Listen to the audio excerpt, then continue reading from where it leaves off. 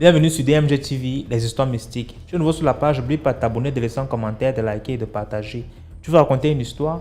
Il y a un numéro à l'écran là sur le plus 237 655 81 90 17. Envoie ton histoire et on va jouer ici sur YouTube, Facebook, TikTok. On poste tous les jours sur YouTube à 12h00. La chaîne YouTube c'est DMG TV. Et la deuxième chaîne YouTube c'est DMG TV, histoire mystique exclusive, où on poste tous les 15h00 heure du Cameroun des histoires exclusives. Voilà, je vous invite à vous abonner partout, Facebook, YouTube, TikTok pour nous suivre. Et voilà, on fait le direct tous les mercredis et vendredis à 20h00 sur TikTok qui est toujours DMG TV. Partagez, commentez, ce qu'on fait, c'est pour sensibiliser. Ça ne coûte rien de nous donner un peu de force avec juste un like. Voilà, merci beaucoup. Écoutons la première histoire. Oui, bonsoir. Quand je vous disais que je vais vous raconter mon histoire, c'est parce que je suis au bout du gouffre. Je me rencontrais un homme, nous sommes mis ensemble, on a passé quelques temps ensemble, puis je suis tombée enceinte. Pendant que j'étais avec ce gars, il me disait que bon, il a une ex avec qui ils ont un enfant, une Shibasa, et qu'ils étaient séparés. On a suivi le cours de la vie. Arrivé, quand j'entrais au 6e mois de ma grossesse, d'un matin, je l'appelle, il ne répond plus jusqu'à ce que j'ai accouché. Et pendant ce temps qu'il ne prenait plus mes appels, j'étais vraiment menacée, je faisais des cauchemars, tout le temps j'étais à l'hôpital, ma grossesse passée. Je n'ai accouché par césarienne, bon Dieu en a voulu. Quand je suis rentrée, j'ai eu les attaques mystiques, je me retrouvais dans les endroits, parfois je bagarrais avec le chat, le serpent, des trucs bizarres. Ah, c'est quand ma blessure de césarienne, après cette cicatrisation, elle s'est ouverte. C'est là alors qu'on a dit que ma grand m'a dit, mais c'est quelle histoire ça? C'est là qu'on a commencé aussi à regarder de l'autre côté là. C'est là qu'on parle dans tout ça, on dit que on me demande si j'en voulais avec une femme. Je dis que non, pas à ce que je sache, peut-être dans le temps passé, mais je ne pense pas. On me dit que le père de l'enfant, il a décidé de couper contact avec moi. Non, je ne sais vraiment pas ce qui se passe.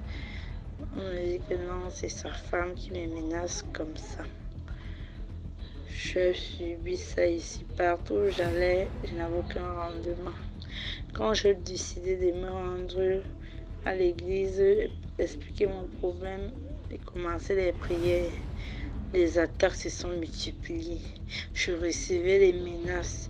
Quand le pasteur m'a donné l'huile bénie, le sel béni, puis asperger ceci à la maison, les attaques, quand c'est pas moi, l'enfant pleure de minuit jusqu'au matin. Donc, apparemment, la fille avec qui, c'est pour ça qu'on dit toujours, faut chercher avant de se mettre avec quelqu'un. C'est comme ça qu'on porte les malchances dans nos vies. Donc, la fille avec qui, parce que même là, l'enfant même qu'elle avait collé sur le gars n'est pas l'enfant du gars. Donc, la fille en question, c'est une reine des eaux. Une fille bassa, elle s'appelle Ngonyobé Irène Christine. C'est une reine des eaux.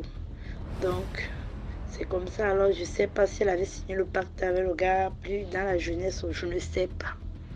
Donc du coup, elle avait, parce que le gars, même avant de me rencontrer, il me disait que depuis qu'il s'est séparé de la fille, quand il entretient une relation, ça ne dure pas. Donc elle avait peut-être l'habitude, quand il se met avec quelqu'un, elle surveille sa vie, elle menace et tout. Donc comme c'est arrivé comme ça, la grossesse et tout, moi je trouve que c'était peut-être un signe de Dieu, je ne sais pas. Donc, jusqu'à présent, les attaques se multiplient. Dernièrement, jusqu'au jour où je dormais, elle-même, elle a apparu avec son visage, parce que moi, je ne connaissais rien de cette fille-là. Dieu, un jour comme ça, Dieu a voulu me la montrer et son nom, qui elle était, comme je peux sortir son nom, la photo, oui. Je suis tombée sur ça comme ça. Moi, je dis que c'est Dieu parce que même le gars n'avait jamais. Quand je lui demandais même quelque chose concernant son ex, son enfant, il ne voulait même pas. C'est comme ça que Je dormais ici. Donc, tellement, comme elle me combattait, soit le serpent, soit le chat, soit les grandes mères, dont les vieilles personnes. C'est comme ça qu'elle-même elle est venue d'elle-même avec son visage personnel. Et puis, quand elle est venue comme ça, là, je l'ai arrêté la bagarre 2 fois de plus quand elle venait en elle-même. Depuis le jour là, elle ne vient plus. Donc maintenant, j'ai seulement les tentations, genre la nourriture, les boissons. Donc maintenant, je cherche dans la boisson. Quand je pars à l'église, puisqu'elle avait même pris possession de mon corps, le jour qu'on m'impose les mains, me fait la délivrance, elle dit qu'elle ne peut pas me laisser, que mon corps l'appartient, elle vit en moi. Je lui demande si elle me connaît. Elle dit que non, elle ne me connaît pas, mais elle n'a même pas besoin que mes photos et tout ce dont elle avait besoin. Elle a pris ça dans le téléphone du gars, puisqu'elle possède aussi le gars, donc elle vit en lui. Donc, mais pardon, l'heure est grave, comme je vous dis ici. Donc vous voyez, moi je ne connais même pas ce qui, juste parce que je me suis mise avec quelqu'un. Voici la situation dans laquelle je me retrouve. Et comme je sais que Dieu est au-dessus de tous, parce que je suis allée chez les marabouts, comme elle a si bien dit qu'elle connaît partout où je suis partie et que partout où je suis partie, ce sont eux qui gouvernent tous ces marabouts-là. Et qu'elle est dans son monde, après son grand maître, c'est elle. Telle qu'elle parlait dans moi, avant qu'on ne... Puisqu'on m'a même délivré plus de 3 fois, elle a dit que ma maison l'appartient, qu'elle va partir, elle va revenir. C'est qu'on a organisé vraiment une grande... Parce que les autres délivrances n'étaient pas quand même intenses comme les autres. C'est qu'on a organisé une grande séance de délivrance avec de l'eau bénie, l'huile d'onction et tout, qu'elle est partie. Quand on a recommencé, bon, j'ai la paix et puis ça fait de ces 3 jours ici, j'ai dormi. J'ai été sauvagement violée dans le rêve par quelqu'un que je connais. Et quand je me suis levée, j'avais tellement mal au vagin. Et ça coulait de vrai, comme si j'avais vraiment entretenu les rapports. Je suis rentrée expliquer ce qui s'est passé. Elle m'a dit que ce sont les tentations. Donc tout ça, elle prend maintenant. Comme elle est à démasquer, donc maintenant elle prend les visages des personnes qui me connaissent. Donc tout ça, c'est toujours elle. Donc depuis là, le gars est là, l'enfant est là, je suis menacée à l'enfant, il n'en a rien à foutre. Donc bref, puisqu'elle a dit qu'il fait ce qu'elle veut, ainsi que ses parents, parce que ses parents lui mangent dans la main. Donc moi, je ne sais pas tout ce que moi je veux, parce que la situation se me dépasse déjà. Ça dure déjà plus d'1 an. Il y a que, donc si je lâche Dieu maintenant, ma vie, je ne sais pas où je suis. Ou ici que je ne connais pas. Donc les antécédents. Comme le sexe que vous voyez, c'est le lien de sexe. Moi, je ne sais pas. Je me suis seulement mise avec quelqu'un, je ne connaissais pas dans quoi. Donc, vous voyez un peu. Donc, si moi, aujourd'hui, j'ouvre ma bouche pour parler de tout ceci, je veux que vous m'aidez un peu. Si on peut retrouver même sa famille. Parce que la situation, moi, je voulais m'en laver les mains, mais je dis non. Si je suis arrivée là où je suis, si je connais ce qui se passe, c'est Dieu qui est en train de nous montrer le chemin. Et peut-être la délivrance de ce gars doit passer par moi. Parce que moi, je voulais m'en laver les mains. Tout le monde dans mon entourage me dit que s'il y avait quelque chose, on va me tenir responsable de ça. Et effectivement, si Dieu a voulu que je sache ce qui lui arrive, et s'il m'a accordé cette grâce de vivre jusqu'à aujourd'hui, c'est parce qu'il avait moi. Et il veut que sa délivrance passe par moi peut-être. Donc je veux seulement que vous m'aidez même à retrouver un membre. Parce que c'est 2 frères que moi je connaissais. Le gars a demandé qu'il me bloque. Donc je n'ai même pas accès. Je ne peux parler de cette histoire à personne. Je me consume ici toute seule. Jeune enfant, moi je suis orpheline de père et de mère. Donc je ne sais même pas qui peut m'aider dans cette situation. Donc quand j'ai vraiment vu le post sur TikTok et puis qu'on peut raconter des histoires telles que... Je dis que je vis dans ce que je ne connais pas. Je ne connais pas la fille Bassala. Une reine des eaux. Pour moi, elle nous sommes sur quoi? Je suis de l'être extrême du pays. Elle est de l'autre extrême. Je sais parce que moi, je ne connais pas. Je n'ai jamais rien... Pardon. Je veux qu'on m'aide. Je dis bien que la fille là s'appelle Ngonyobe Irène Christine. Je veux si on peut me retrouver ses proches. Qu'elle aille loin. Qu'elle me laisse moi et mon enfant. Elle a dit que le gars ne va jamais s'en occuper de cet enfant parce que c'est elle qui gère ses finances. Ça, j'ai compris. Je n'ai même rien demandé.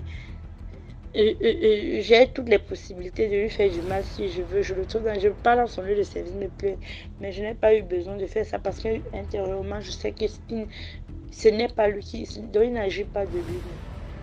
S'il vous plaît, je veux que vous m'aidiez un peu à étendre cette histoire pour retrouver même un membre de sa famille. Je serai disponible à donner toutes les informations qu'il faut. J'ai vraiment besoin d'aide.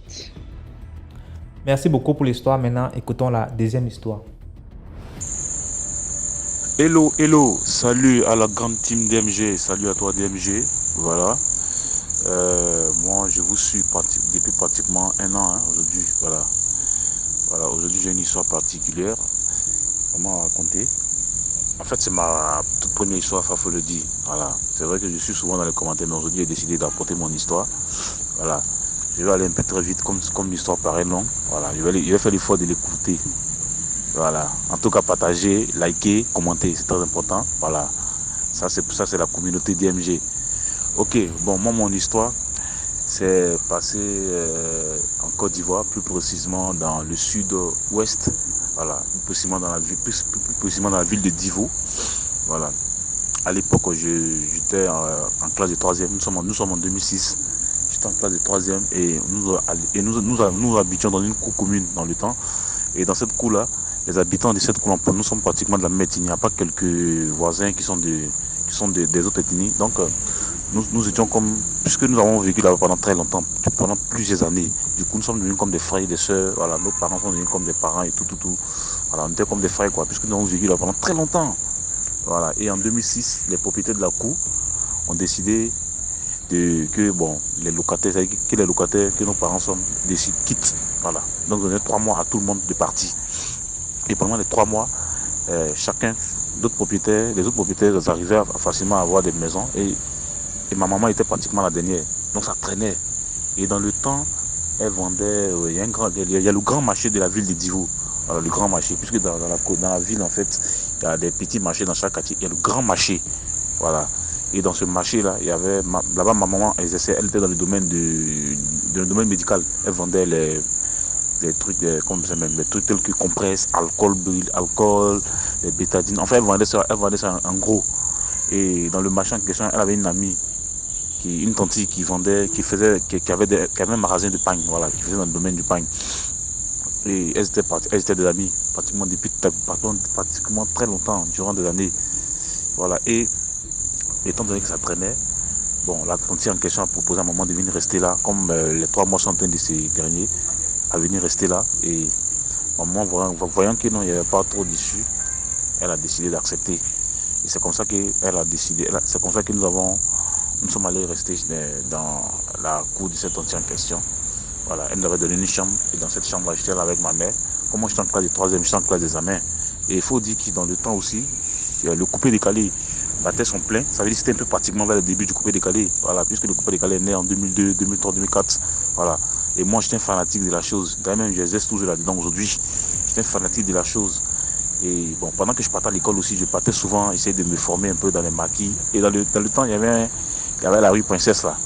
La rue Princesse du Treichville là. La rue Princesse de la ville en question. Voilà, il y a le point chaud qu'on appelait Bada. Là-bas, il y a plusieurs maquis. Et c'était là le point chaud de la ville. C'est là qu'il y avait tous les grands maquis. Et moi, j'avais un vieux père, un grand frère là, un vieux père à moi qui exerçait dans le maquis. Donc souvent les soirs, quand je finissais la bosse, je passais par là. Je me rendais là-bas pour aller essayer de me former un peu, comment parler au micro, comment animer, apprendre à mixer, tout. Voilà, c'était comme ça. À un moment donné, j'ai commencé maintenant à sécher les coups de boss. Je ne partais pratiquement pas étudier. Quand je prends mon sac, je vais directement au maquis. Et du coup, je finissais tard, je rentrais très tard même, je rentrais tardivement. Et il y a un point que je n'ai pas souligné, le quartier en question, là où nous habitions, c'est un peu comme un bas-fond. Ce n'est pas trop en pleine ville. Parce que vous allez dans les villes, dans les quartiers, là, il y a des endroits qui sont un peu bitumés. Là, tu laisses le grand coup d'eau, la grande voie de la ville, le goudron, et tu rentres dans les quartiers. Les quartiers, les voies là sont, voilà, les voies principales là sont, les principales voies là sont, comment on appelle ça même, éclairées, des lampadaires. Et quand tu rentres par endroit, par secteur, il y a des endroits où il n'y a pas de lampadaires. Et c'est le cas pour nous. C'est-à-dire le bas-fond là, nous sommes là, il n'y a pas de lampadaire. Et devant la cour en question, il y a un grand caniveau qui passe. Ce caniveau là va passe dans plusieurs quartiers et ça va finir comme ça va terminer sa course quelque part vers le lycée moderne en question de la ville. Et vous voyez, et dans ça, je rentrais tardivement le soir. Maman m'a dit non, maman m'a interpellé, m'a dit d'arrêter de rentrer tardivement, que si vraiment je finis tard, vaut mieux que je reste là et le matin, je rentre après ça à l'école. Parce qu'elle avait constaté à un moment donné maintenant que je rentrais beaucoup tard. Elle se demandait même si je partais vraiment bosser. Bon, certaines personnes lui ont dit non, que des fréquentes est maquillé et tout. C'est là elle m'a dit non, qu'il a arrêté cela, que le quartier est un quartier. Moi-même, je savais, puisque je suis un enfant, je suis un jeune du quartier. Voilà, on savait, on sait un peu ce qui se passe dans le quartier, les histoires mystiques du quartier. Une fois même, il y avait la petite fille à la tante en question. La petite fille à la tante en question était là un matin en train de. Parce qu'elle lève souvent les matins, elle balait devant les coups, là, tout. Et un coup, nous avons de 5 heures par là, la petite est mise à crier. On lui a demandé qu'est-ce qui se passe. Elle ne répondait pas. Pendant environ 3 minutes comme ça. C'est là qu'elle a commencé à expliquer ce qu'elle avait vu. Elle avait vu un truc arrêté entre tes bananiers là. Un truc tout blanc arrêté avec des ongles. Des diables façon, les longs ongles là. Et quand elle a vu la chose a disparu. Elle s'est mise à crier. Tout le monde est sorti. On lui a demandé mais toi, qu'est-ce qui s'est passé? Elle a commencé à expliquer. Voilà, avec le temps, il y avait trop de séries qui se passaient. Et moi, ma maman me demandait d'éviter beaucoup de rentrer tardivement. Quand je finis, c'est-à-dire là où je vais, je dois rester, soit je reste là-bas, ou soit je rentre tôt. Ça fait qu'à cause de moi, souvent, elle t'oblige de rester dans la cour, dormir dans la cour. Et lorsque je viens de toquer le portail, elle ouvre. Puisque là-bas, il y avait des règles. À partir d'une certaine heure, la tante demande à ce qu'on ferme le portail. Et une fois que le portail est fermé, si tu n'as pas de personne pour pouvoir t'ouvrir le portail, tu es obligé de rester dehors. Et voilà, moi, ma maman prenait sur elle et tout le temps, souvent, se mettre dans la cour, à cause de moi, seulement à cause de moi, hein, parce que vraiment, la cour, même à partir d'une certaine heure, c'est très dangereux, surtout le quartier. Une fois, même ma mère dormait, et ça, c'est après qu'elle va m'expliquer, ça, elle dormait un jour, et tardivement dans la nuit, elle s'est réveillée en sursaut, elle allait faire pipi, et elle a constaté que je n'étais pas encore rentré. Non, je crois, ouais, elle a vu que j'étais déjà rentré. Ce jour-là, on n'était pas allé bosser, je n'étais pas allé dans mon truc là, dans mes virées nocturnes là. Et elle a regardé dans la chambre, elle a vu que j'étais. Non, avant ça, elle a ressenti comme un truc au niveau du portail. Et quand elle s'est abaissée, elle a vu comme des pieds d'un diable, des longs ongles. Et elle a eu peur, elle a eu des frissons, elle est rentrée elle a pris peur. Et elle a tout de suite rangé le matelas et elle est rentrée dans la maison, elle a vu que j'étais couché, elle n'a rien dit. Et c'est comme ça qu'elle m'a demandé de faire très attention, que l'endroit est un endroit qui est très dangereux, qui n'est pas vraiment bon, que d'éviter de rentrer tardivement. Mais bon, vous savez, la jeunesse c'est comme ça, quand tu es jeune, voilà, on prenait tout un peu à la va t'asseoir, voilà, on banalisait. Puisque moi je savais, puisque souvent quand je rentre les soirs, franchement, avec certaines heures, bon, c'est vrai que je suis un peu truc du quartier, mais avec certaines heures, je me méfie un peu. Mais je continuais toujours, quoi, je faisais ma tête. Et c'est comme ça. Je rappelle qu'une fois, la tante en question, elle avait un frère, son grand frère, qui était malade et qui est venu rester dans la coupe se soigner traditionnellement. Voilà, qui se faisait suivre traditionnellement par les guérisseurs. Voilà, donc, et je rappelle qu'elle a des petits-fils et des petites filles dans la cour, enfin, voilà, la vieille. Et parmi ses petits enfants, elle avait un petit-fils qui est jumeau, qui est jumeau, voilà, qui avait un chien. Et pendant ce temps-là, le vieux étant malade, la maladie l'avait carrément embauché. Donc on le soignait. Un soir, moi je viens de l'école, on me dit que le chien était couché devant, juste à côté du caniveau. On dit que non, le chien est mort. On demande. Bon, c'est quelque temps après on apprendra que non, le vieux devait décéder et sa maladie là a été transférée, sa mort a été transférée dans le chien. Voilà, c'est comme si c'était un échange. Bon, il y avait tellement de choses qui se passaient, franchement. Je ne vais pas rentrer dans le détail, mais j'aurai le temps d'expliquer toutes ces choses qui se passaient dans le quartier là. Et moi, ma maman m'insistait à ce que j'arrête de rentrer tardivement. Moi-même, souvent je venais, il y a des trucs qu'on causait au quartier qui se passaient entre nous-mêmes, les jeunes, souvent, quand au quartier, on cause entre nous, et tout. Bon, et tout ça, je continuais jusqu'à ce qu'un jour, un soir, je venais de la virée là, je venais de là. Et il faut rappeler que j'ai oublié de souligner que à un certain moment, la tante en question avec ma mère, il a commencé à avoir des problèmes. Voilà, il commençait à avoir des problèmes, parce que la tante disait que non, moi je sortais avec sa petite fille. Puisque sa petite fille, elle sortait avec un jeune en face de la cour, de la concession. Voilà, un jeune. Tardivement, bon, moi souvent quand je rentre tardivement dans les soirs, je les vois les deux en train de s'amouracher dans le coin. Voilà, souvent, bon, je les vois en train de s'amouracher. Et le plus souvent, quand je viens, quand je rentre avant elle me dit de laisser le portail ouvert et quand elle a fini elle va rentrer. Et généralement sa grand avait constaté que Parce que la fille, elle est épileptique. Et quand elle fait les rapports, le lendemain matin, voilà, elle commence à convulser. Et sa grand-mère savait cela. Bon, il paraît que, selon les gens, il paraît que sa grand-mère était dans les sortes de sorcellerie. Bon, bref, je ne vais pas retourner dans ça. Et c'était comme ça. Bon, jusqu'à ce que la fille, la tante a commencé à mettre des problèmes, a commencé à faire des problèmes. Donc ma maman a dit, mon petit, franchement, moi, mon cœur n'est plus dans cette cour-là. Il faut que je parte. Voilà, c'est vrai qu'il y a des choses qui se passent, mais vraiment, pour toi, il me pardonne qu'à laisser, je vais terminer l'année scolaire et tout, comme je disais bientôt les examens. Elle a dit non, elle a fait l'effort. Après, ça commence à devenir trop. Et elle a fait appel à mes tantes là. Voilà, pour qu'on parle, elles ont parlé, elles sont entendues. Elles se sont entendues, voilà. C'est comme ça. Puis avant de venir, il y a eu un accord. Mais avant de partir, voilà, dans la tradition, c'est comme ça, il faut appeler les personnes, les témoins, les tantiers, tout. Ils sont assis, ils ont parlé. Voilà, c'est comme ça que la tante a donné la route à ma mère. Et c'est comme ça qu'ils nous avons quitté. Mais bien avant ça, comme je le disais, un soir je rentrais de ma virée nocturne, c'est-à-dire du maquis. Et pendant que je marchais. Arrivé à un moment donné, j'ai commencé à prendre peur. J'avais comme l'impression qu'il y avait quelque chose qui me suivait. Voilà, vous voyez, quand je marche, vous savez souvent, c'est parce que ça vous arrive d'avoir cette intuition. Lorsque vous marchez, et elle doit vous tourner, vous regardez derrière. Vous marchez un peu, vous tournez, vous regardez derrière. Et moi, c'est cette sensation-là que j'avais, jusqu'à ce que je me retrouve dans l'endroit, c'est-à-dire à quelques mètres de notre portail. Et je commençais encore. Et puis, je me rapprochais de la cour, ma peur s'intensifiait. Bizarrement, je n'ai pas compris pourquoi j'avais pris peur comme ça. Et j'avais comme froid. J'avais comme une sorte de chair de poule. Voilà. Je sentais qu'il y a quelque chose qui n'allait pas. Mais à chaque fois que je marche, je me tourne, je regarde derrière. Ça n'allait pas. Et arrivé au niveau du portail, j'ai commencé à toquer le portail parce que je savais que généralement ma mère se couchait dans la cour. Donc c'était elle seule mon dernier espoir. Puis que j'arrivais, j'ai vu que la petite fille en question, que je disais, elle sautait avec le jeune là, en face, n'était pas là. La petite fille de la vieille, elle n'était pas là. Tout était fermé. J'étais le seul. Et j'avais vraiment peur, j'avais extrêmement peur d'IMG. Et j'ai toqué le portail. Je toquais. La chose me dit non, de me tourner, de regarder derrière. Je veux me tourner. La chose me dit non, ne te tourne pas, parce que tu te tournes, ce que tu vas voir là, vraiment, ça ne sera pas bon. Je veux prendre, comme on dit dans nos jargons, je veux voler qu'elle. Je veux me tourner, mais j'avais très peur, franchement. Je n'avais jamais eu peur comme ça. J'avais très peur. Je voulais me retourner et la chose me dit non, ne te retourne pas, parce que tu te retournes, ce qui est derrière toi n'est pas bon. Mais je sentais une présence derrière moi, je sentais qu'il y avait quelque chose qui était arrêté et sur moi qui avançait. Et j'ai toqué, et j'entends une voix qui me répond dans notre ethnie. C'est qui? Et j'ai dit c'est moi. Et ma vieille m'a dit, mon petit, je t'ai demandé de éviter de rentrer tardivement. On a comme si elle sentait quelque chose. Et elle a tout de suite ouvert le portail, je suis rentré. Et elle a fermé rapidement et je suis rentré dans la maison. Elle m'a dit, mon petit, depuis quelle heure je t'ai dit? Pourquoi la enfant me parlait?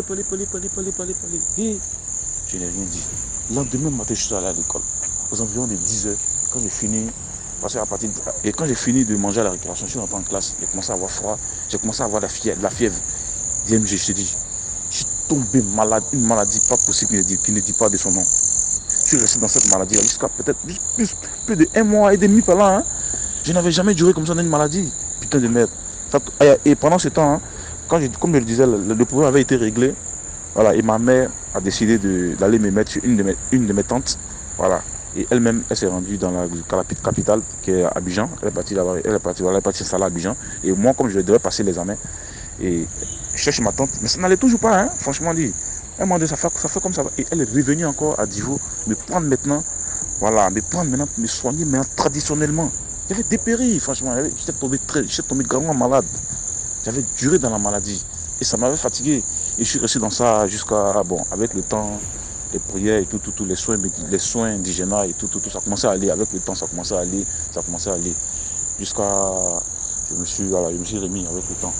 Voilà, donc c'est pour dire un peu, voilà, la morale de cette histoire. J'ai essayé de faire un peu bref, hein, sinon il y a tellement eu des choses qui sont passées. Voilà, j'ai essayé d'écouter un peu l'histoire.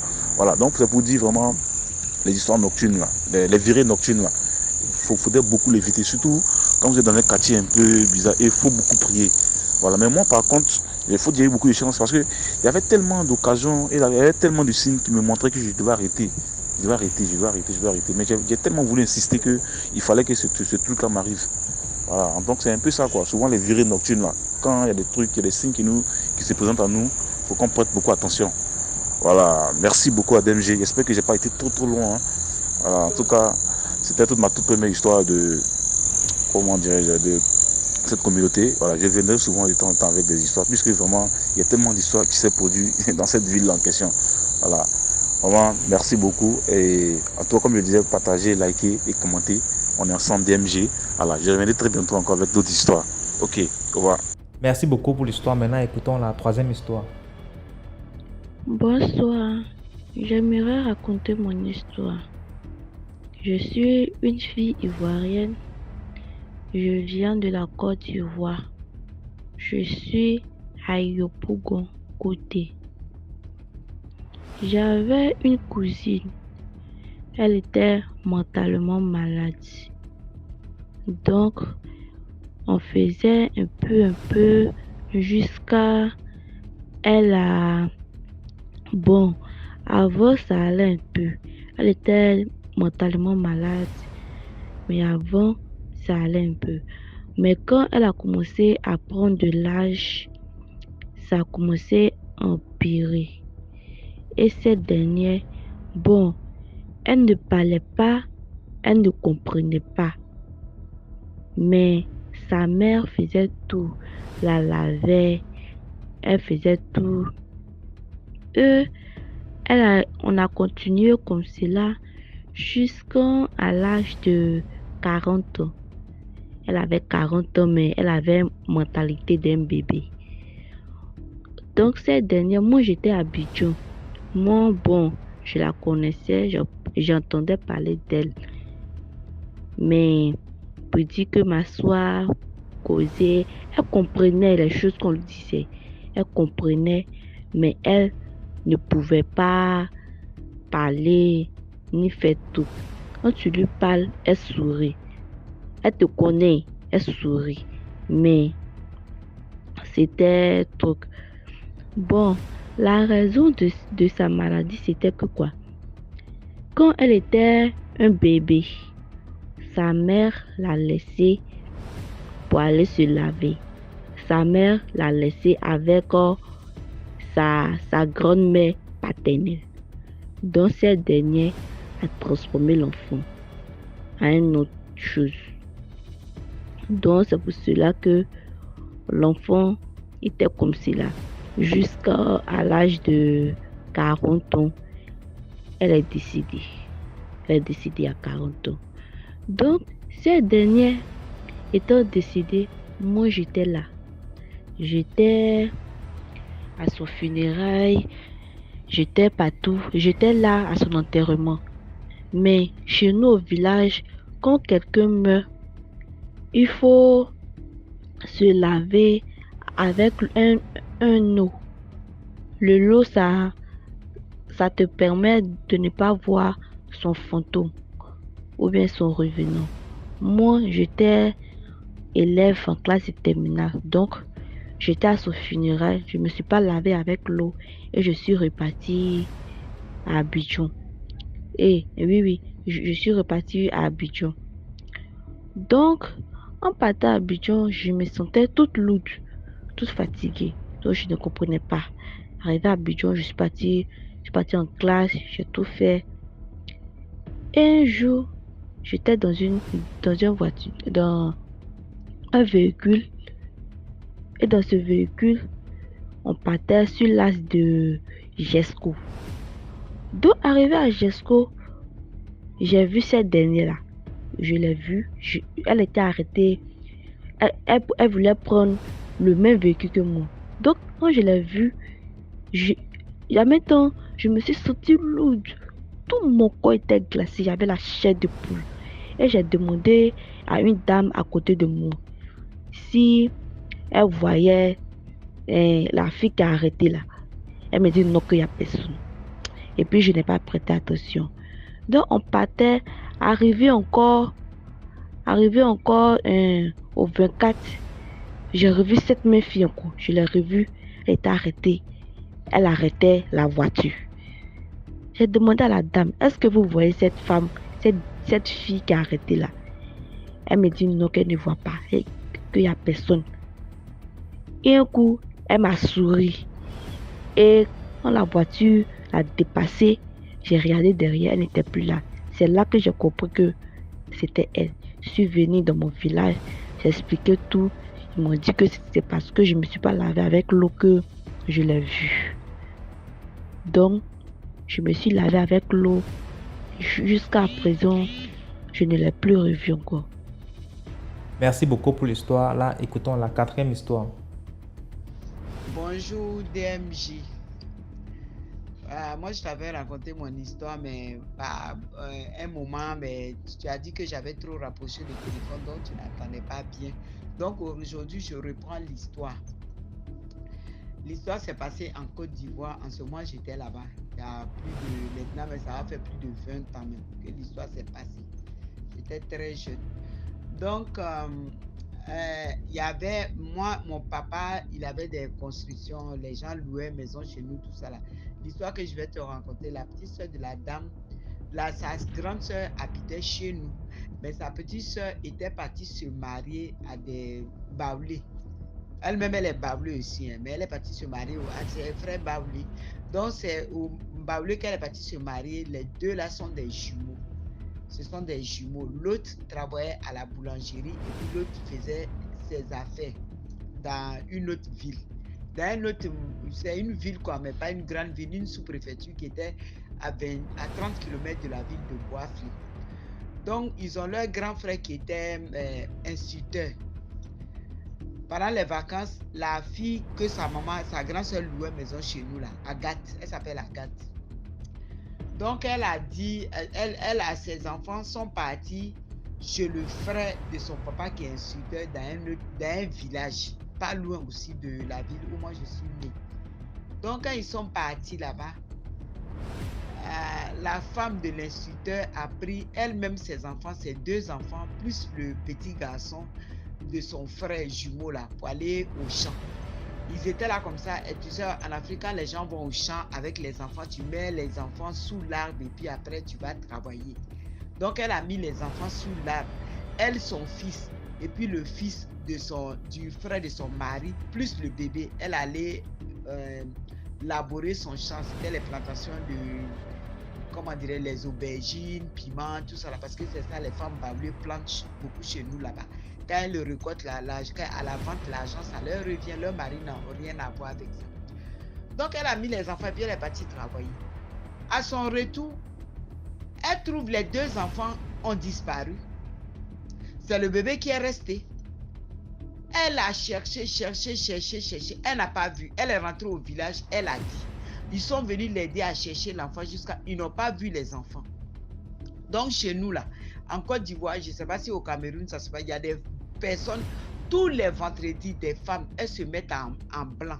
On appelle ça chez nous les kakomians. On appelle ça les kakomians. Donc il y a une ville à côté de chez moi, la ville de Zienou là. C'est à 60, si j'ai bonne mémoire, à 60 ou bien 45 km de Boisflé. Donc il y a une kakomia qui chantait là-bas, qui a dansé, qui était en train de danser. Et puis elle a dit, ah, il y a des enfants qui sont perdus à Boisflé. Je les vois. L'information était déjà arrivée là, parce que quand ça fait comme ça, ça va dans toute la ville, même dans tout le pays même. Donc la femme a dit que je vois les enfants. Mais les enfants disent qu'ils vont venir, mais ce n'est pas maintenant qu'ils vont venir. Que quand ils vont venir, c'est le plus petit qui va venir avant lui. Que les gens qui les ont pris là, c'est des génies. Mais ils n'ont pas d'enfants. Ces génies-là n'ont pas d'enfants. Donc, ils ont dit ça. L'information est partie à Boisflé. Moi, je vendais. Et puis, la femme m'a dépassé. J'ai dit, ah, tu t'en vas où? Elle dit, hé, ma soeur, je m'en vais à Zienou là. On dit, Kakomia est sorti là-bas. Les enfants sont venus parler à Kakomia. Donc, je m'allais prendre les informations là-bas. Elle est partie prendre les informations. Kakomia lui a dit que tes enfants là, les enfants là vont venir parce qu'elle avait, elle avait son fils dedans et puis le fils du grand frère de son mari. Qu'ils vont venir, mais quand ils vont venir là, ils vont pas venir. On les a pris dans le village du grand frère de ton mari, mais c'est pas là-bas qu'ils vont sortir. L'autre va venir avant l'autre. Mais quand ils vont arriver là, ils seront puissants. Ils vont venir avec des médicaments qui va guérir. Quand ils disent ce qu'ils diront là, c'est ce qui va se passer. Ils vont venir avec des médicaments. Mais malheureusement, moi je suis venu en Europe. Le papa est décédé malheureusement. Heureusement, moi je suis venu en Europe. Maintenant, malheureusement, le papa de l'enfant est décédé. Son frère jumeau aussi est décédé. Jusqu'à aujourd'hui, là, les enfants ne sont pas encore venus. Je suis partie des années au pays, peut-être 3 à 4 fois. Je demande toujours, on dit les enfants ne sont pas venus. Donc, les enfants sont avec des génies qui n'ont pas d'enfants. Et puis, ils ont bien précisé à la femme qu'ils ne leur ont pas fait du mal. C'est parce qu'ils n'ont pas d'enfants qu'il les a prises. J'ai dit, hein? L'histoire là, si ce n'était pas passé chez moi, j'allais dire que c'est faux. Mais la personne que ces enfants ont été enlevés, je la connais très bien. Et elle me connaît très bien. Sa grande soeur faisait location dans la cour de mon père. Elle travaillait à la sous-préfecture et puis elle faisait location dans la cour de mon père au quartier Koko à Boisfli. Donc l'histoire est toujours là. Je raconte là. Ceux qui vont écouter l'histoire là, qui connaissent la ville de Boisfli dans les années où j'ai dit là, ils vont dire, ah, c'est vraiment vrai, la femme qui a raconté l'histoire là, c'est vraiment vrai, c'est comme ça que ça s'est passé. Jusqu'à aujourd'hui, les enfants n'ont pas été retrouvés. C'est pour dire aux gens que, souvent quand vous allez au champ avec vos enfants, même si vous êtes en train de travailler, dites aux enfants, venez à côté de moi, venez à côté de moi. Au fur et à mesure que vous avancez, dites-leur, venez à côté de moi, parce que lui qu'on a pris là, l'autre avait 5 ans, l'autre avait 3 ans. Donc c'est comme ça on les a pris. Les génies sont venus quand un coup ils les ont pris, mais ils n'ont pas pris le bébé est resté. La femme est venue trouver le bébé est là. Donc il a fallu Kakomia. Kakomia en Côte d'Ivoire, tout le monde connaît. Surtout le milieu Bablé là. Les Djoula ne peuvent pas connaître, mais les Djoula qui vivent avec les Bablés connaissent. Quand tu dis Kakomia, ils connaissent. Donc c'est une Kakomia qui est sortie dans une autre ville pour dire que les enfants qui sont perdus là, il y a un qui m'a parlé qu'ils vont venir, mais ils ne vont pas venir ensemble. Le plus petit va venir avant celui qui, le 3 ans là va venir avant celui qui avait 5 ans là. Donc c'était mon histoire. Voilà, il y a plein d'histoires à raconter, mais après celui-là, je le dis, si tu as pu l'écouter et puis mettre en chose, après on verra le reste. Merci, j'espère que cette fois-ci là, tu l'as bien entendu parce qu'il n'y a pas de bruit, j'ai tout éteint avant de parler.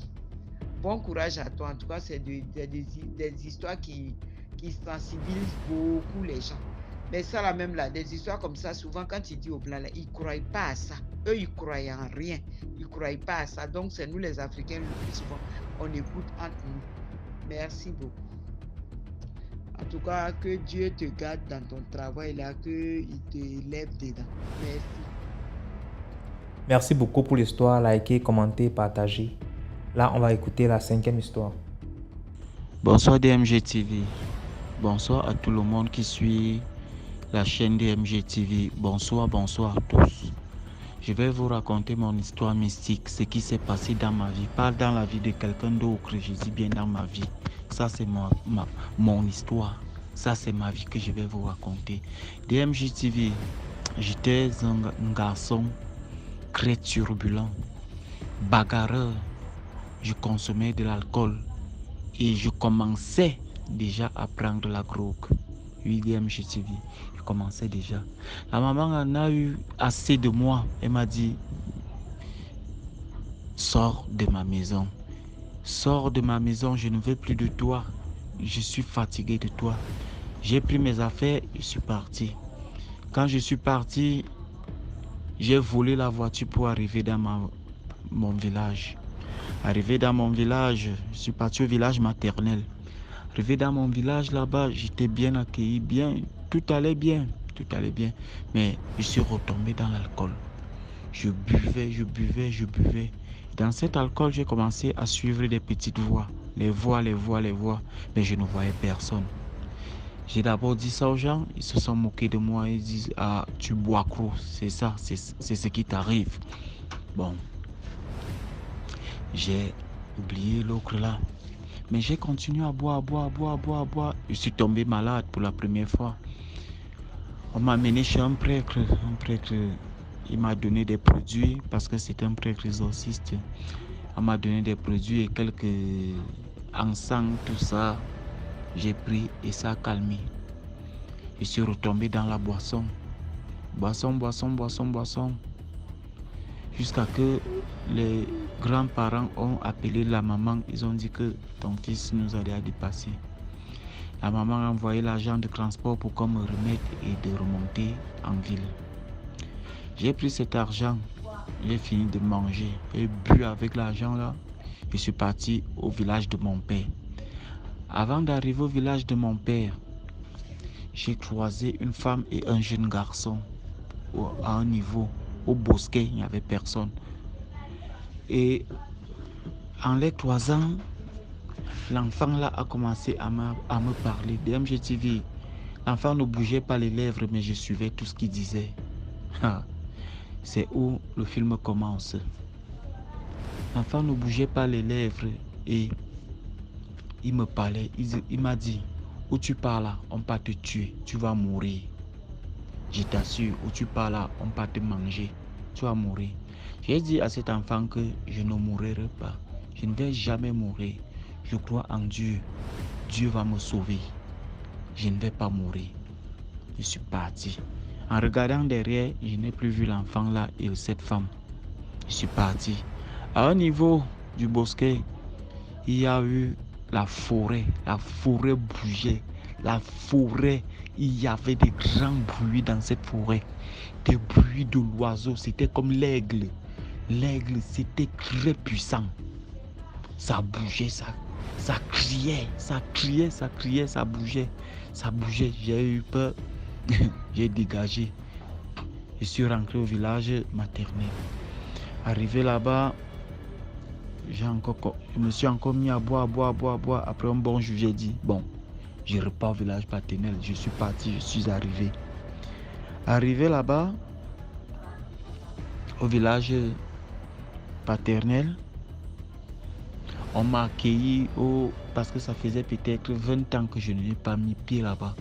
L'enfant prodige est de retour. L'enfant est là, il est de retour. L'enfant prodige est de retour. On m'a accueilli. Tout était bien. Mais j'ai fait 3 jours là-bas. En ces 3 jours, première journée, ça s'est bien passé. Deuxième journée, on m'a invité que non, il faut qu'on aille boire quelque part. Mes oncles, on part boire le vin, ceci, cela. Nous sommes descendus. Arrivé là-bas, je ne sais pas pourquoi là-bas, tout mon esprit, tout sur moi était aiguisé. Tout. Arrivé là-bas, ils m'ont donné le vin, j'ai refusé, j'ai dit que j'ai pas envie de boire. Ça les a étonnés eux-mêmes. Ils étaient tous étonnés que j'ai refusé de boire le vin. Bon, la nuit, j'ai pris mon petit frère, l'enfant de mon oncle. J'ai pris mon petit frère, nous sommes allés nous coucher dans la chambre de notre oncle. Au milieu de la nuit là, mon oncle est venu. C'est moi qui l'ai ouvert la porte. Il est venu, il s'est couché devant, j'étais au milieu. Mon petit était derrière. Au milieu de la nuit, vers minuit, 1h, DMG TV, j'ai suivi le bruit de l'oiseau. C'était comme l'aigle, c'était un puissant oiseau. J'ai suivi comment ça atterrissait au niveau de la toiture. Bram! Les griffes, ce sont les griffes de cet oiseau qui m'ont réveillé. Parce que j'ai suivi. Après 1 minute plus tard, mon oncle était couché, endormi. Je guettais avec un œil. Parce que comme je vous ai dit, mon esprit était aiguisé. Au milieu, après, mon oncle soulève. Je suis d'abord la voix d'une femme. Cet enfant, c'est l'enfant de qui? C'est comme ça que la femme parlait en patois. L'enfant, c'est l'enfant de qui? Mon oncle a répondu en soulevant la main. Il était couché, bien endormi. Il était couché. Il dit, cet enfant, c'est notre enfant, c'est l'enfant de notre feu grand frère. Il nous appartient. Cet enfant est notre enfant, il nous appartient. Mais dans mon cœur, je me suis dit que je me suis mis dans quel pécrin comme ça là. C'est la première fois que ça m'est arrivé, c'est la première fois. Qu'est-ce qui ne va pas? Et la femme continue. Donc la femme qui est l'aigle qui a atterri au niveau de la toiture, c'est elle qui pose les questions. Il commence à parler. Je suivais tout. Après, il dit à mon oncle, l'enfant qui est couché là nous suit. Je vous dis que l'enfant qui est couché là nous suit. Ne parlons plus. L'enfant qui est couché là nous suit. DMG TV, je suivais tout. Je ne peux pas te mentir. Je suivais tout. C'est pas ce qui, dans quelle dimension j'étais. Je ne peux pas expliquer cela. Je ne sais même pas quoi faire, comment faire. L'enfant me dit, cet enfant nous suit. Je vous dis que cet enfant nous suit. Et comme j'avais déjà peur, la chair de poule est sortie partout sur moi. Il dit, regarde l'enfant là. Regarde la chair de poule. Je vous dis que cet enfant nous suit. Je sais que je fais comment, où je suis là. Parce que moi, j'étais déjà mort. Hein. Mais Dieu est Dieu. Je ne sais pas où j'ai eu cette idée. J'ai commencé à jouer au malade. Je me suis réveillé brusquement, commencé à crier. Oui, oui, j'ai mal. Oui, je ne sais pas ce qui m'arrive. J'ai mal, je ne comprends pas. Je ne sais pas, j'ai mal. Mon oncle s'est réveillé. Il a appelé tout le monde. Il dit qu'il ne comprend pas. On dormait. Subitement, l'enfant se réveille. Il commence à crier qu'il a mal. Ceci, cela. On ne comprend pas. Dans tout ça, l'oiseau là était là. Et dans tout ça, quand j'ai fini de crier comme ça, une de mes tantes aussi, elle est venue avec l'assiette d'eau. Et dans cette assiette d'eau, elle a mis les feuilles des palmiers. Je ne sais pas à quoi ça servait même. Moi, je ne sais pas. Elle a commencé à me frotter ça aux yeux. Elle a commencé à me frotter ça aux yeux. Et s'est assise devant moi. Elle a dit que je m'accroche en elle. Que je m'accroche en elle comme si elle portait un bébé au dos. Je m'accroche en elle. Que n'aie pas peur, rien ne va t'arriver. Je suis avec toi. C'est ce qu'elle disait. Je dis ok. Dans tout ça, j'ai dit à mon petit neveu là que prends-moi un peu mon sac là. Passe-moi mon sac. L'enfant a pris le sac et m'a donné. En me donnant le sac là, avant tout ça, avant même que je n'arrive au village là, je priais beaucoup. Malgré la boisson, je priais, je partais dans les églises. J'avais l'huile d'onction qu'un pasteur avait béni qui était dans mon sac. J'ai pris l'huile d'onction là, j'ai tout bu. Et quand j'ai tout bu, c'est comme si on ouvrait mes yeux. Que vois donc où tu es. Et en ouvrant, et quand j'ai commencé à voir, il y avait un costaud oiseau. Il ne touchait pas le sol, il était en suspension, il tournait tout autour de moi. Avec au niveau du cou, son cou était blanc. Il tournait tout autour de moi, il tournait. Donc il était en train de me tester si je le voyais. Je ne sais pas d'où est venue cette intelligence en moi. J'ai fait comme si je ne voyais même pas. Je voyais l'oiseau là, mais je faisais que comme si je ne voyais pas ça. L'oiseau tourne tout autour de moi. Tout autour de moi, je voyais les têtes des gens. Donc ils étaient là en esprit. Les gens étaient tout autour de moi. Ils étaient là avec les dents. Je vous assure, les films qu'on vous montre dans les télés ici, ce sont les trucs qui se passent la nuit. Je ne vous mens pas. Les hommes là avaient les dents des vampires. Les dents arrivaient au niveau de la bouche là. Donc les dents débordaient. Les dents des vampires vraiment. Ils avaient tous les dents de vampires. Moi, donc j'étais calme. Je jouais seulement à ma maladie. Oh, je suis malade. Oh, je suis malade. Je ne sais pas ce qui m'arrive. Je ne sais pas. Oh, elle a appelé ma famille. Mon oncle a dit, ok, il peut appeler comme chez mon oncle, côté maternel, ils ont la voiture, qui viennent me chercher. En sortant, je vois comment le bon monsieur s'envole. J'ai dit, mince, vraiment, là, je suis déjà mort. Je suis déjà vraiment mort. Il est parti. Quand il revient, il dit, oh, mes oncles ont dit ceci, qu'ils ne veulent plus de moi. Ils ont appelé Yaoundé et que je suis un gros voleur. Je suis un... Donc je dépasse tout le monde. Je suis un gros voleur. Tout ça. DMG TV était livré à moi-même. Je ne sais pas où cette force est venue à moi. Parce que quand j'ai joué au malade là, ils appelaient les gens en face. Partout, ils appelaient, les gars sont venus. Et à chaque fois que je posais les yeux sur eux, je voyais rien que les dents. Donc, J'étais le seul. Même le petit qui était couché à côté de moi, je voyais les dents. Les gars essayaient de me neutraliser, donc de m'arrêter de force que, oh, je suis malade, ceci, cela, de m'arrêter de force. Ils étaient au moins 7 ou 8. DMG TV, je les ai balancés comme les bouts de papier. Je ne sais pas d'où est venue cette force. Je les ai tous neutralisés, balancés, mais j'avais peur de ces dents-là. Tous, et tous ont abandonné. Ils disaient que, mais cet enfant-ci, on ne sait pas d'où vient sa force. Il est trop fort. On ne comprend pas où sa force vient. Et à chaque fois que quelqu'un abandonnait, quand je regarde bien, il s'envole. Je regarde là-bas, l'autre s'envole. Quand je regardais même mon petit qui était couché avec moi, quand il sort comme ça, il avait déjà les longues dents. Il s'est envolé. Mais DMG TV, c'est mon histoire que je raconte. C'est pas l'histoire du oiseau. C'est pas l'histoire de quelqu'un. C'est pas l'histoire de qui que ce soit.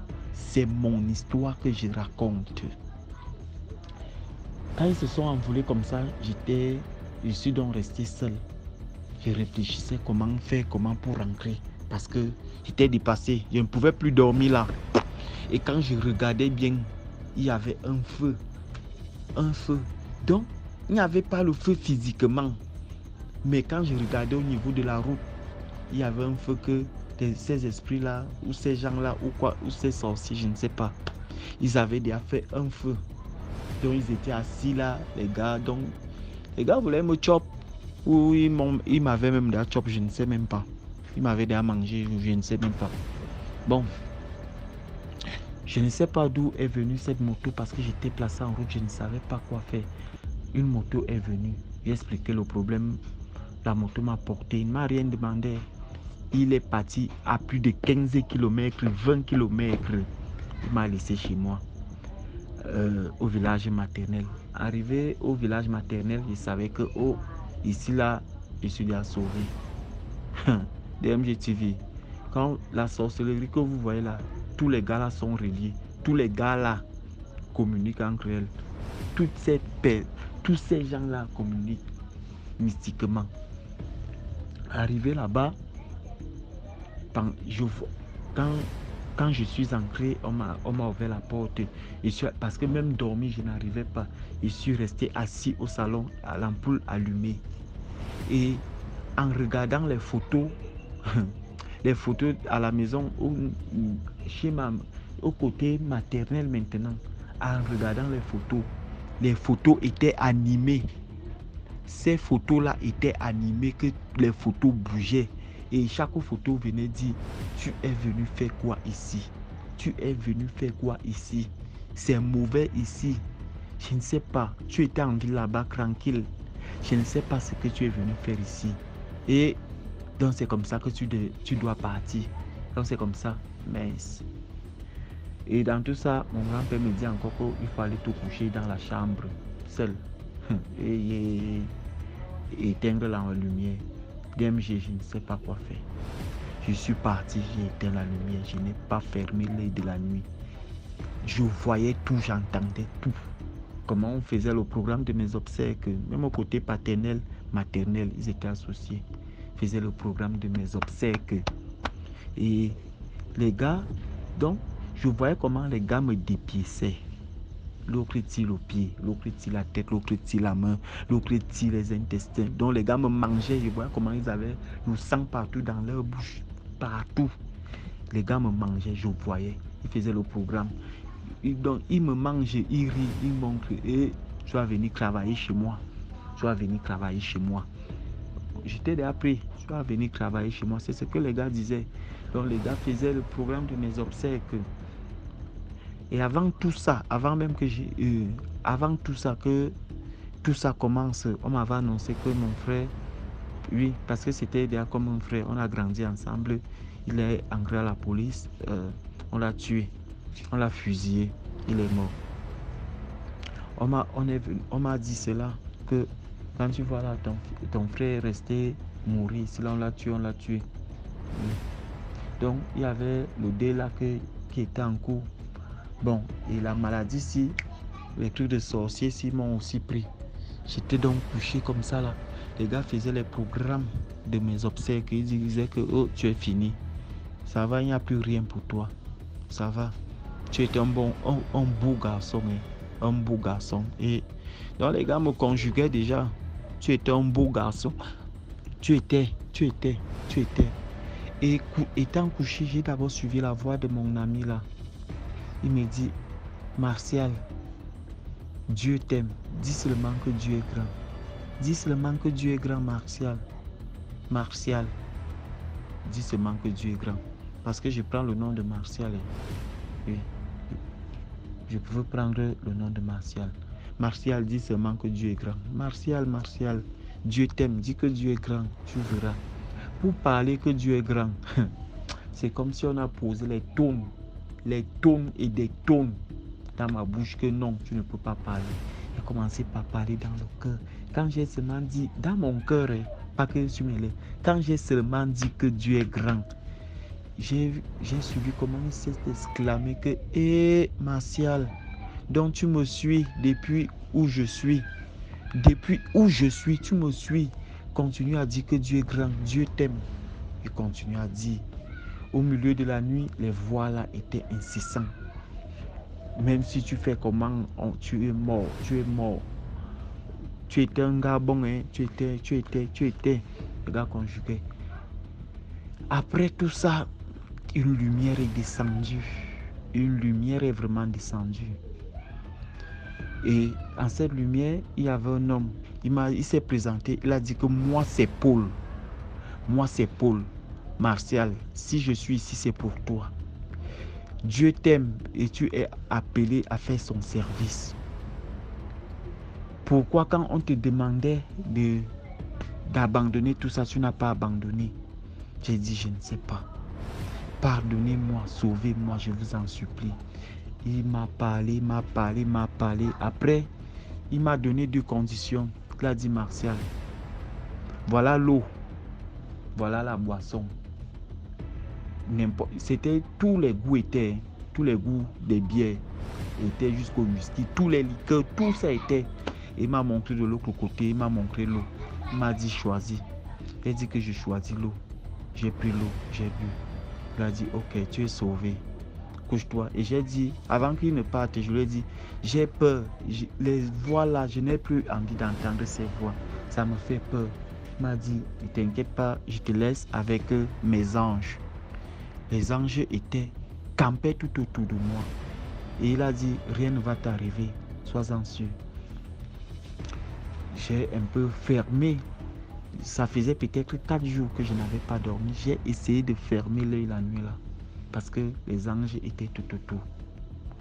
Le matin, je suivais toujours les voix. Les voix disaient que même si qui est venu, tu es déjà fini.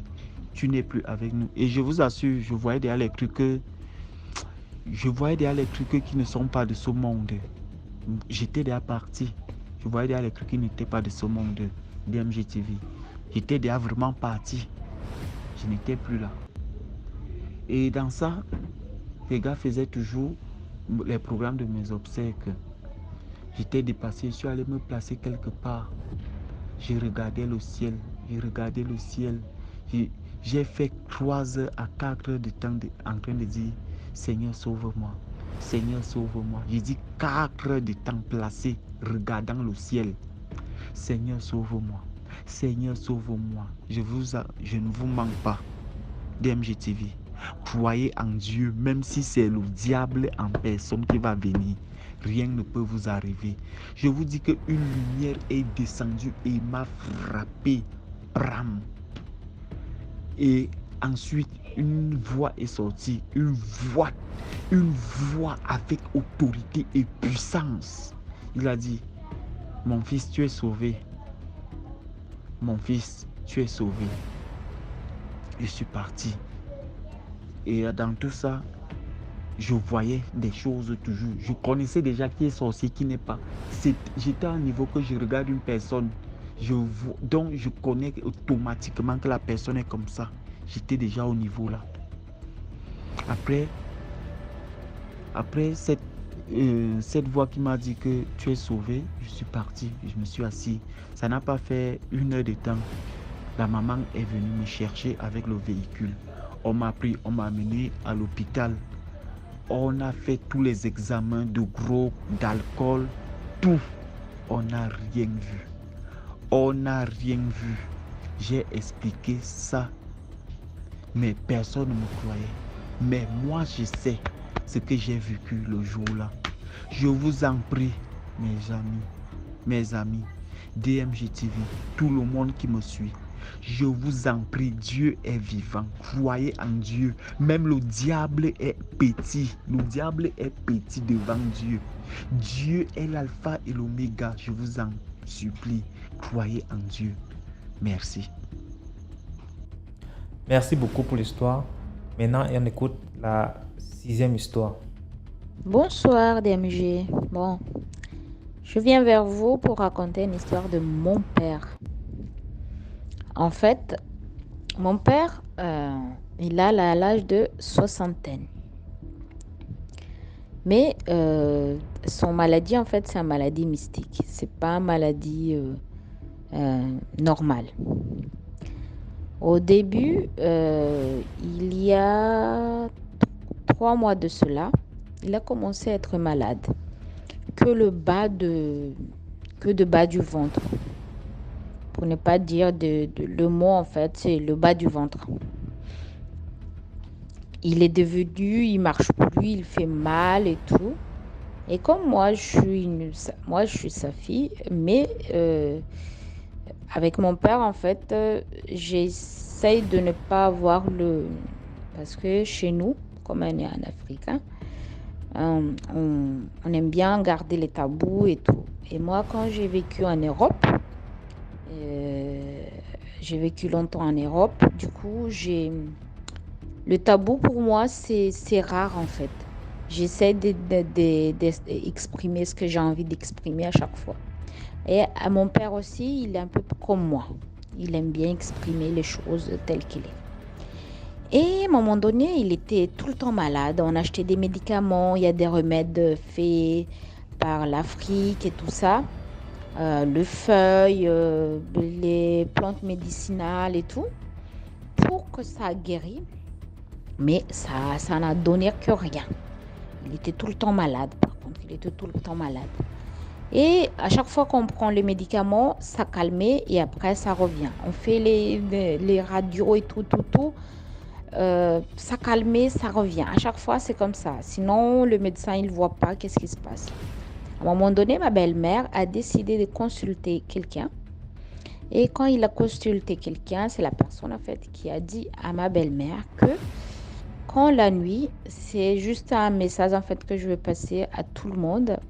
La nuit, surtout quand vous sortez dehors, mettez votre caleçon ou mettez vos habits ou mettez votre short, peu importe, mais ne va jamais dehors sans rien du tout sur vous. Parce que ce qui est arrivé à mon père m'a dit avant, quand je sortais la nuit, juste comme ça, pour avoir la flemme, parce que chez nous, en fait, le toilette, c'est à l'extérieur, avoir la flemme de sortir avec des habits sur lui, il part comme ça. Et du coup, en fait, il a croisé des choses de la nuit, un jour. Il ne savait pas à quel moment, ni nous aussi, on ne savait pas à quel moment. Il a, en fait, je vais faire bref, parce que je n'ai pas envie de rester trop longtemps. Il a croisé des choses de la nuit. Même lui-même, il ne sait pas. Et du coup, cette chose-là, heureusement, ce qu'il a dit la dame, que il s'est mis sur le dos. Il a vu que le dos, il n'a pas vu le devant. Et du coup, c'est pour cela, en fait, qu'il a tout le temps, avait mal au dos, sans savoir pourquoi. Parce qu'on a tout ce qu'on a fait, tout, sans savoir pourquoi. Et après, c'est les choses, en fait, que c'est une maman qui fait ça. Et puis, c'est une maman, en fait, il te donne des remèdes exacts ce qui t'arrive, en fait. C'est comme une prophète, mais c'est une prophète, notre prophète à nous, en fait, là où on est. Voilà, mon histoire, c'est juste un message. Le gars, les filles, les jeunes filles, les mamans, attention, le dehors, il faut s'habiller. Il faut juste s'habiller. Voilà DMG et je vous souhaite tout le monde bonne soirée et merci toujours de nous publier toutes les histoires, liker, partager parce que ça nous aide beaucoup, surtout nous les Africains. Il y a des gens, on croyait tout le monde tout bon, tout rose, mais non en fait, maintenant on se méfie de certaines choses, on regarde les choses autrement. Merci. Merci pour l'histoire. Voilà, c'était tout pour aujourd'hui. Abonnez-vous pour ne pas manquer la prochaine vidéo qui va être postée à 12h00 demain. Abonne-toi, donne un peu de force, laisse un commentaire, dis-moi d'où tu regardes la vidéo, partage. Merci, portez-vous bien. Rendez-vous demain pour une nouvelle vidéo.